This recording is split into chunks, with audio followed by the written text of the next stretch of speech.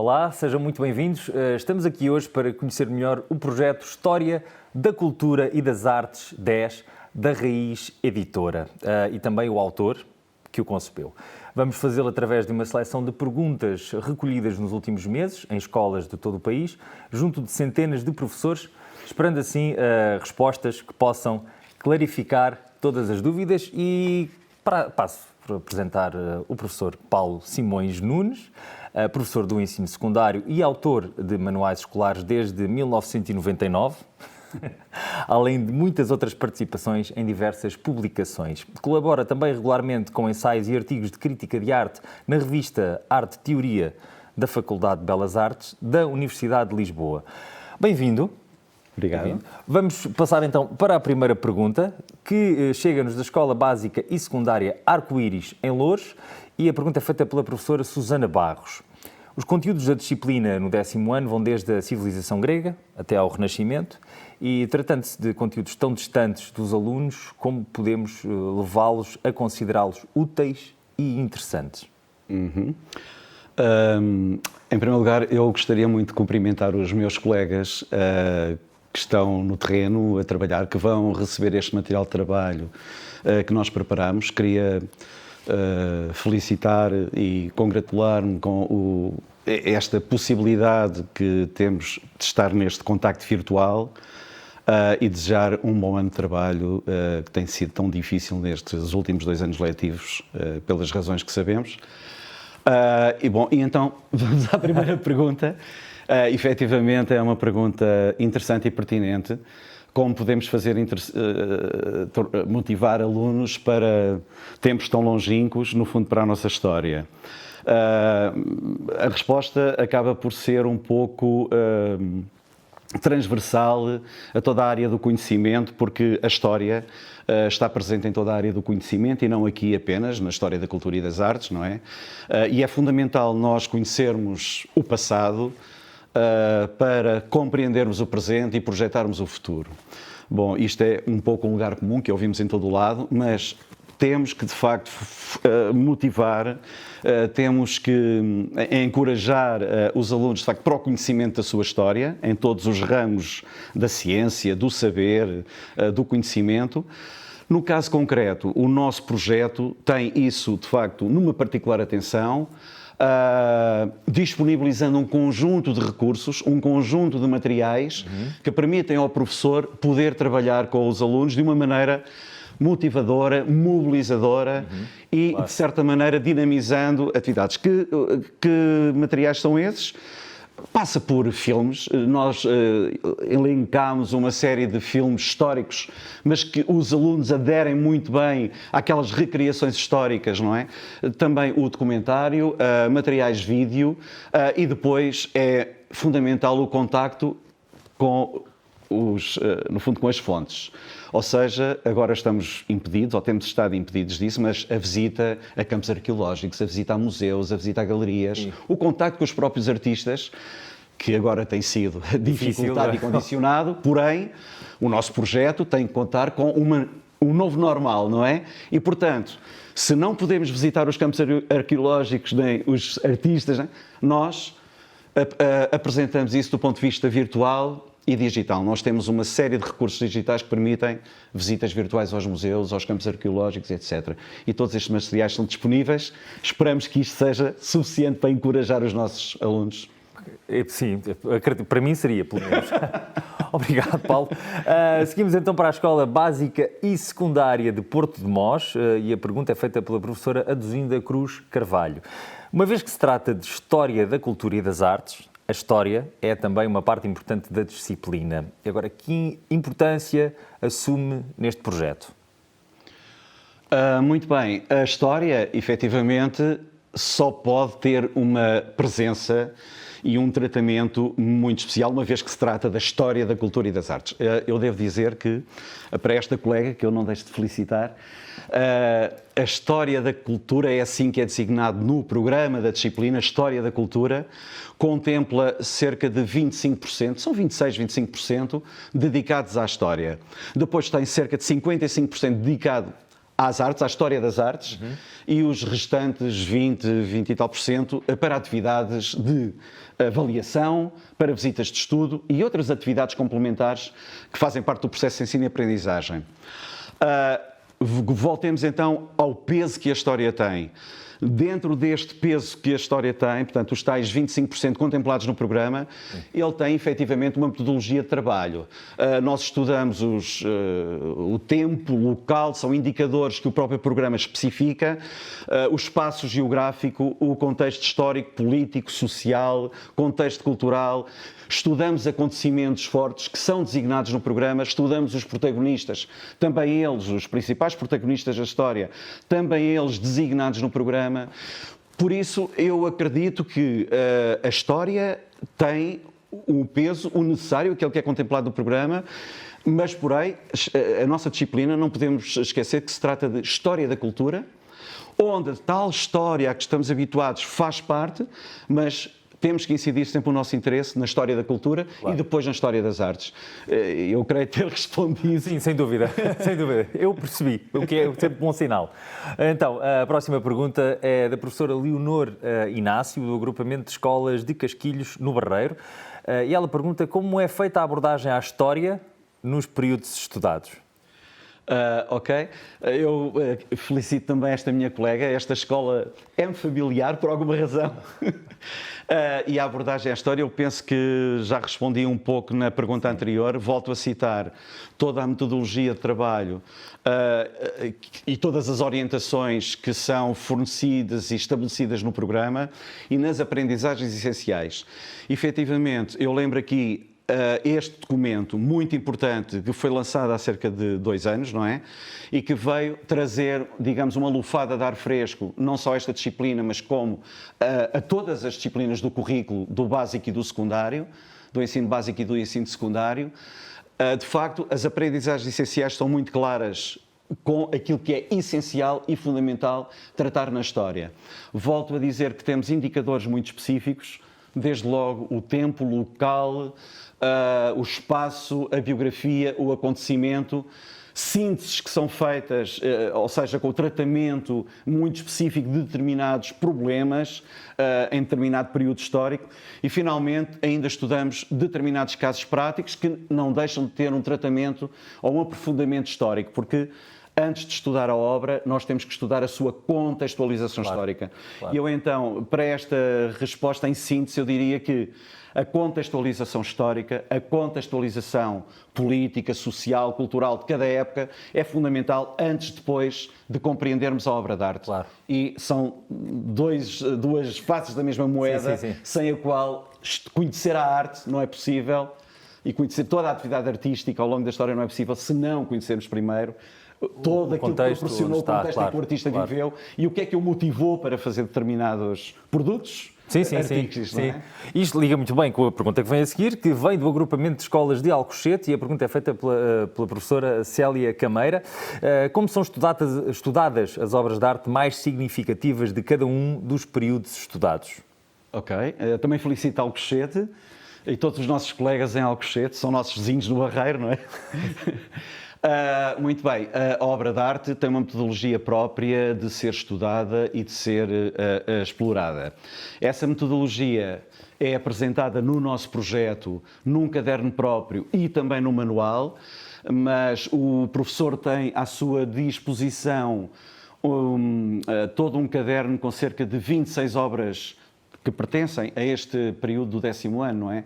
A este programa do 10º ano, que permitem estudar com toda uma metodologia de trabalho que começa exatamente pela contextualização histórica da obra e do artista, depois toda a análise formal, a análise iconográfica, a análise iconológica e, finalmente, a leitura de significados e sentidos. Ou seja, o que nós pretendemos com a aplicação desta metodologia de trabalho e com esta proposta de estudo e exploração da obra de arte é, efetivamente, um conhecimento muito específico de cada obra, porque isso depois levar-nos a conhecer o período em que ela foi realizada e concretizada.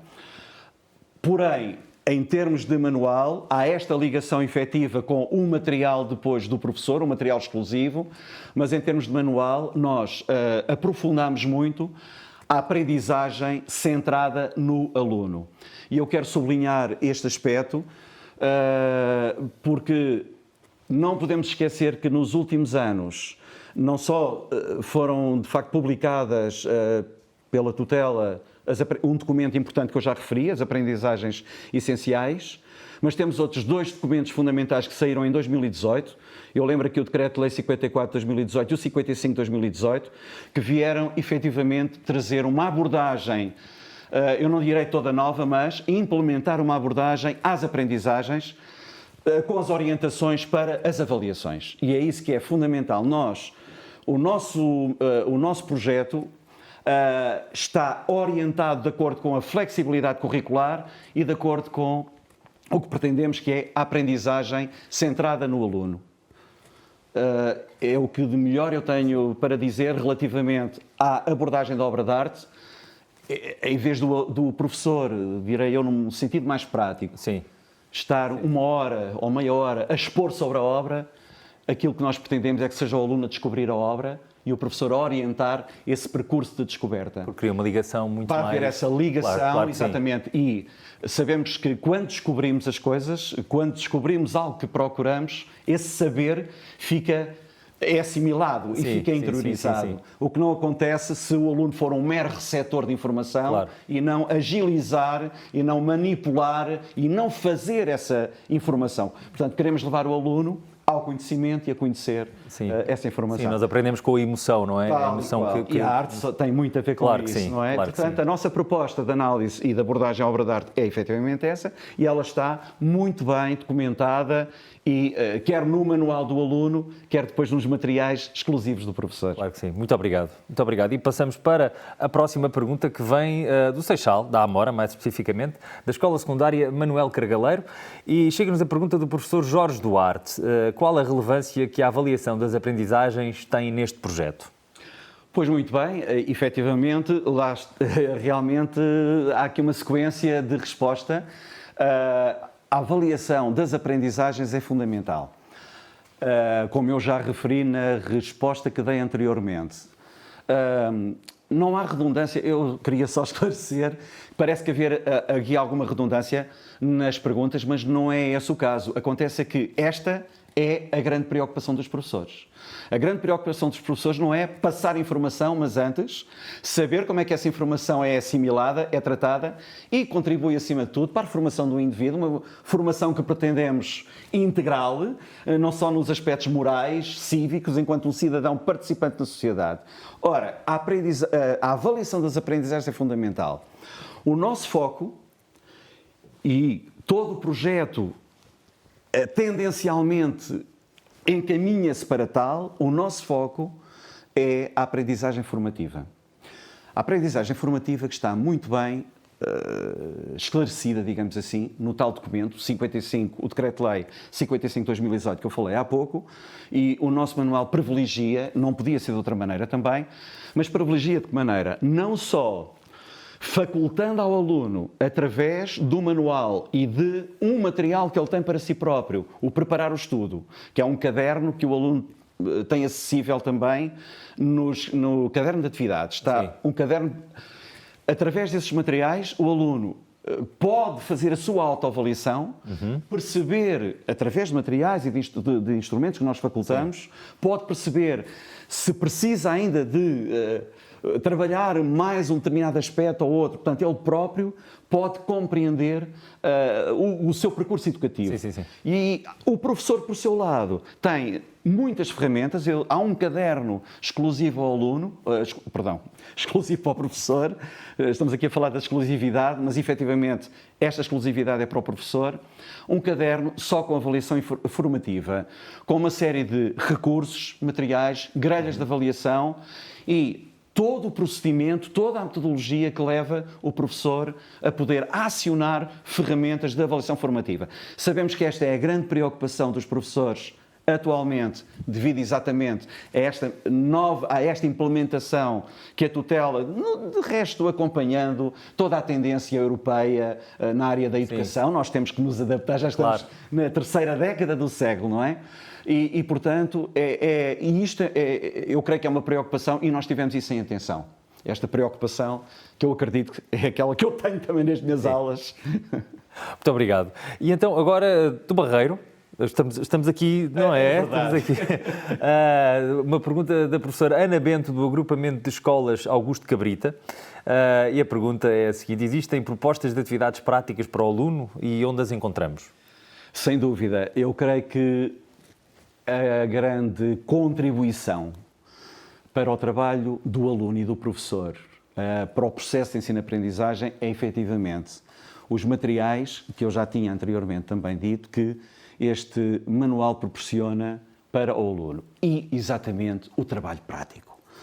Ou seja, sabemos que esta disciplina é muito teórica, mas a disciplina não tem que ser teórica, ela pode ser prática, ela pode ser articulada com outras disciplinas da área das artes, o desenho, claro, a oficina de artes, outras disciplinas como a oficina de design, e ela pode ser articulada no sentido que os alunos estão a estudar, a compreender, a assimilar, de facto, problemas teóricos, porque é um conhecimento teórico, porque eles têm que saber descrever a obra, têm que saber explorar a obra e têm que saber falar sobre a obra e compreender esse período artístico, mas, ao mesmo tempo, as atividades práticas que nós propomos, que são articuladas de acordo com a flexibilidade curricular, que é isso que se pretende, uma, digamos, transferência de conhecimento em disciplinas, em vez de termos disciplinas estanques, é isso que se pretende, de facto, nesse documento que eu falei há pouco. Sim.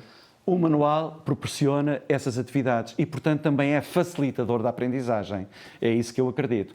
Essas atividades estão no manual, estão no caderno de atividades do aluno e estão depois, mais uma vez, a exclusividade, mas estão num caderno do professor, só com atividades também, e para ele poder acionar e recursos, não é, para poder acionar as aprendizagens. Muito bem, muito bem. E agora, Seixal. Seixal. Temos uma pergunta do professor Carlos Araújo, da Escola Secundária da Amora. Que materiais de apoio ao processo de ensino e aprendizagem fornece o projeto História da Cultura e das Artes 10? Bem, eu penso que quem acompanhou, se tiveram a audácia e a coragem e a paciência, mas quem acompanhou já percebeu que temos efetivamente neste projeto uma série, um grande conjunto de materiais que facultamos ao professor. Eles estão organizados em 4 cadernos. O primeiro caderno é um caderno das planificações. Temos as planificações trimestrais, como são normais, por período. Temos uma visão global digamos, do desenvolvimento da disciplina ao longo do ano e depois temos planificações aula a aula. Portanto, o professor tem aqui uma facilitação também, mas que é, sobretudo, um encorajamento para o trabalho que sabemos que é imenso atualmente por parte dos professores e queremos ajudar, contribuir para uma melhor prática letiva. As aulas, por seu lado, estão sempre articuladas com PowerPoints. Cada aula tem o seu PowerPoint específico e, portanto, são cerca de 82 a 83 PowerPoints, tal como temos planificadas 82 a 83 aulas ao longo do ano. Em média, é mais ou menos o que o calendário dá, com mais feriado, menos feriado. E, portanto, este é o primeiro caderno das planificações. Oferecemos depois um segundo caderno, exatamente aquilo que eu já referi há pouco, com a exploração de obras de arte, mas que também proporciona planificações de visitas de estudo, permite-nos ver o visionamento de filmes e a didatização do visionamento de um filme ou um documentário.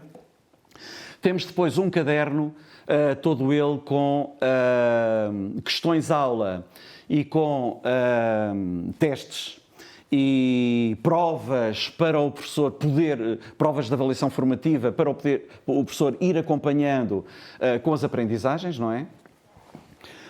E, portanto, eu creio que temos aqui materiais tentando abranger toda a atividade prática letiva do professor. Materiais Sim. para todo o universo de trabalho que ele... E também para diversificar a sua ação.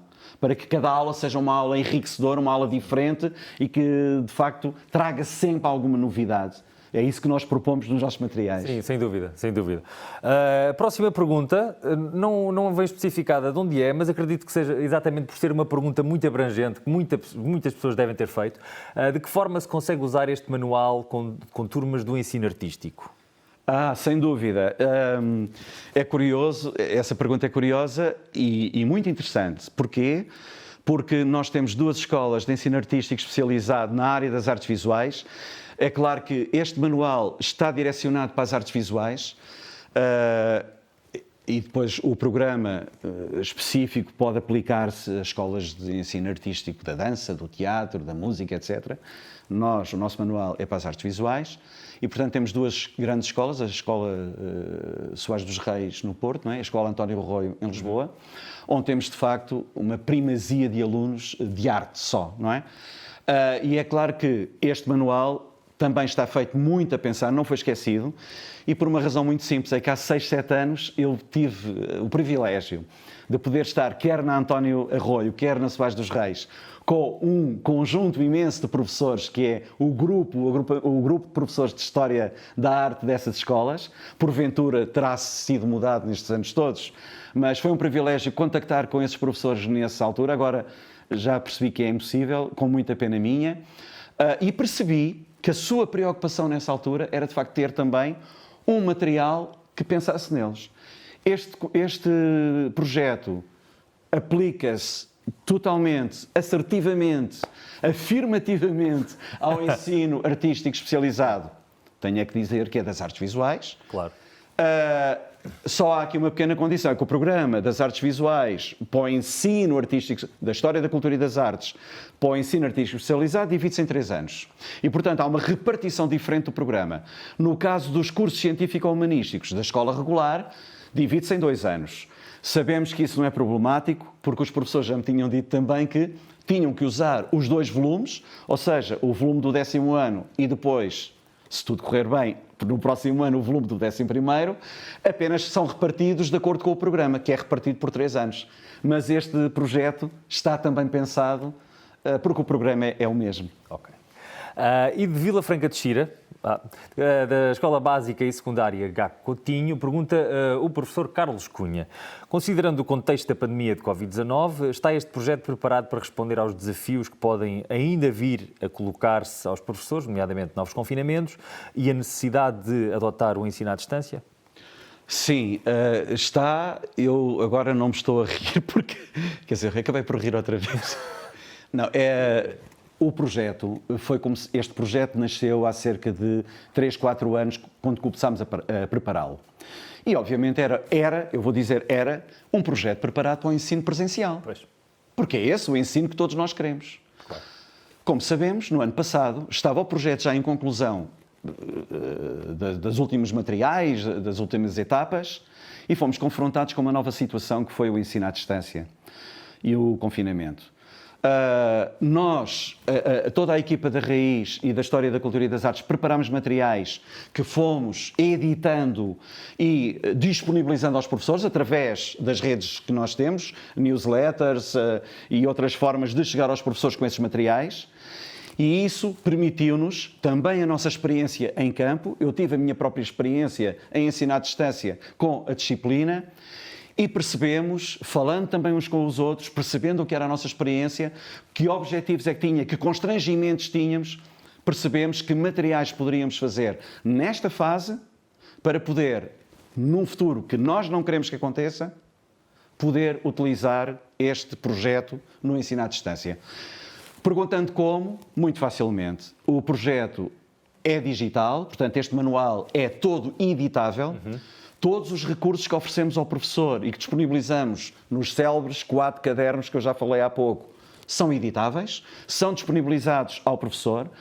O projeto, para o aluno e para o professor, está relacionado com a escola virtual, ou seja, quem adquire o manual físico tem imediatamente uma chave, um link de acesso à escola virtual, com quizzes, com questionários, com testes, com filmes, com documentários que nós propomos no manual. Nós abrimos o manual e em cada página há uma ligação direta à escola virtual e, portanto, há um material digital que nós não queremos que aconteça, Mas se tivermos essa contingência de estarmos no ensino à distância, temos uma melhor interação com o aluno, Claro. porque ele tem acesso aos materiais que nós temos e não é necessário estar com aquela que é de facto uma grande dificuldade, de estar a partilhar no Teams o material. Nós sabemos o que isso dificulta e quebra a dinâmica da aula, muito e então claro o que sim. aluno tem acesso e tem essa disponibilidade sempre. Claro que sim. Obrigado. E seguimos para o Bom Barral, para o agrupamento de escolas Fernão do Pó. E pergunta à professora Paula Alexandra Rito: como pode um aluno preparar-se para o Exame Nacional da Disciplina com este projeto? Muito bem. As perguntas, de facto, são todas elas interessantes e bastante pertinentes. O projeto foi igualmente. É que isso é uma condição que nós, quando começamos a desenhar o projeto, nós temos que, de facto, ser tão abrangentes quanto possível para todas as situações que possam ocorrer. Ora bem, de facto, temos o aluno interno, porque temos aqui duas situações diferentes. Temos o aluno interno, que faz o seu percurso escolar com o professor e, portanto, esse aluno é preparado na prática letiva regular e é depois preparado para exame. Nós temos esses materiais, já falei, do caderno de atividades, o preparar o estudo, o próprio manual, com essa toda a interação com a escola virtual. Mas acho que esta pergunta tem em particular atenção o aluno autónomo. Aquele aluno que se quer propor a exame, muitas vezes é de uma área totalmente diferente, mas diz: eu quero abrir o meu leque de oportunidades quando me candidatar à faculdade, e há um determinado curso que até pede História da Cultura e das Artes. Como é que eu me posso preparar para exame? Sim. Bom, efetivamente, com o nosso projeto. A resposta é esta. Porque o nosso projeto permite o trabalho autónomo, permite, como há pouco já falei, essas atividades de autoavaliação, permite que o aluno não só aceda aos conteúdos e a toda a, mas depois toda a exploração da obra de arte, que ele se autoavalie e, portanto, que dirige ele próprio um percurso educativo. Sim. E que, portanto, se prepare para o exame. Nós acreditamos que sim, que é um bom material e ele foi pensado nesse sentido também. Sim, claro que sim. E a última pergunta, que engloba todas as outras: porquê é que os seus colegas devem escolher este projeto? Bem, é aquela pergunta porque sim, não é? Porque eu creio que é bom. Bom, vamos lá agora à parte da nossa falta de modéstia. Eu apontaria 3 pontos fundamentais. O primeiro, acreditamos que é um projeto estruturado, muito bem organizado, objetivo e, de facto, tem os conteúdos, os diferentes conteúdos, as imagens, as legendas às imagens, os textos complementares, estão muito bem organizados e estruturados, que facilita, digamos assim, o trabalho. Em segundo lugar, eu diria que é um projeto centrado, vou recuperar o que disse há pouco numa das respostas, é um projeto focado na no aluno, na aprendizagem do aluno. Portanto, todo ele focaliza-se, todo ele se centra no aluno enquanto protagonista principal. Sim. Sim. Claro. O terceiro aspecto, eu também tenho que recuperar algo que disse há pouco, mas é de facto, eu diria, a menina dos nossos olhos, não é? Aquele que é a nossa cereja em cima do bolo, que é a avaliação formativa, que acreditamos está muito bem trabalhada, orgulhamos muito disso. Foi trabalhada também com vários especialistas para sabermos que estamos a ter um método de trabalho correto e, por isso, eu diria que estes 3 pontos são fundamentais para recomendar a opção deste projeto. E recomenda-se muito bem. Muito obrigado. Eu também agradeço e já agora permita que acabe como comecei, desejando aos meus colegas um bom ano de trabalho e seguramente dentro da normalidade, que é o que todos é o que esperamos, desejamos e esperamos. Boa tarde, obrigado. Muito obrigado. E foi o professor Paulo Simões Nunes, muito obrigado pelos esclarecimentos. E este é o História da Cultura e das Artes 10, da Raiz Editora. E até uma próxima.